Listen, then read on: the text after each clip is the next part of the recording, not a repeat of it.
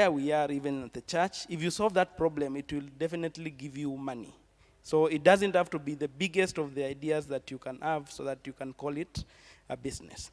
Thank you very much, gentlemen, for that time and the ideas that you have shared with us. It's unfortunate that we have to cut it short to that point because of time. But when such another forum is organized, I will invite you. Yes, I'll take one question from Steve. Or two, yes. I'll invite you, and we can dig deeper into issues that affect men. I know there are a lot of things we have not dealt with about muscles and Tithe and such things. But when another forum presents itself, then those of you who are seated down there will encourage us to attend so that we can get these insights. They are helpful. Sindio, tumesaidika kidogo. So I'll request Steve to pose his question so that we can see how appropriately we can answer it. There's nobody else with another question, and Zach and Pastor Kasioka and Pastor Mugo in that order.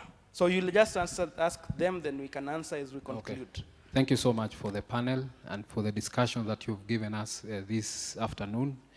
I have two questions. The first question I wanted to direct it to our dad, especially in the context of the church.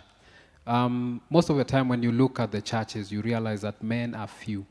Many men are uninterested in coming to church and also being part of the programs in the church. So you realize that in many of the churches that we have, including ours, for a long period, you realize that it is women mostly who come. And when you look at their meetings, they are always many. They are excited about their meetings. What is it that the church can do to be able to attract the men? Is it that maybe the church is mostly maybe solving a problem for the women, maybe emotional, and not solving a problem that is maybe mental for the men?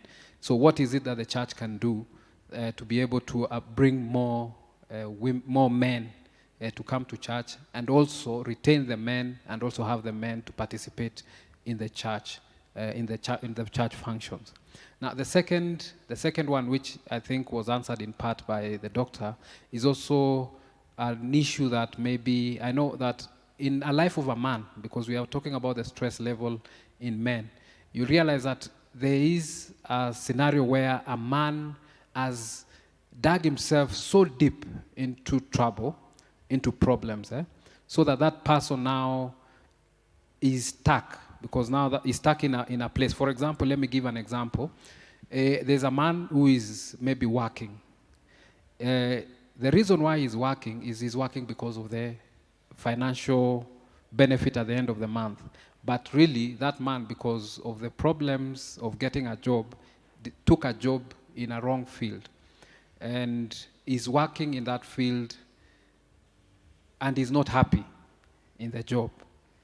So the man is now so deep in issues, maybe financial burdens, financial obligations, and there is that he cannot get out, and the stress level continue to build up.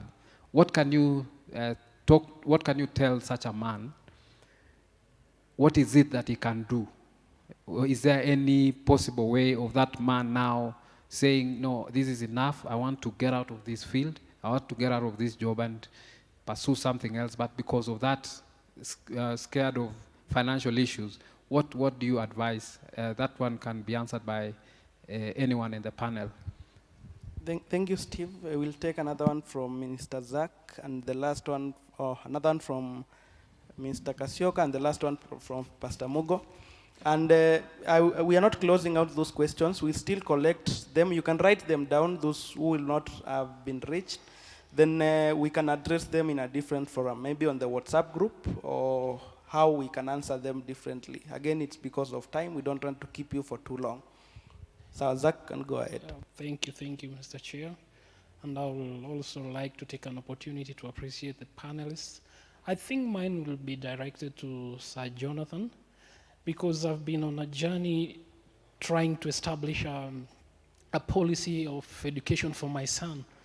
And in this performance curriculum-based system, there is so much that we are not told. If you ask me about the 844, I'll tell you I'll need 3 years in the nursery, I'll need 8 years in primary, I'll need 4 years in high school, I'll need 4 years, another 4 years in the university. So I've been quite interacting even with the people who are offering insurance policies.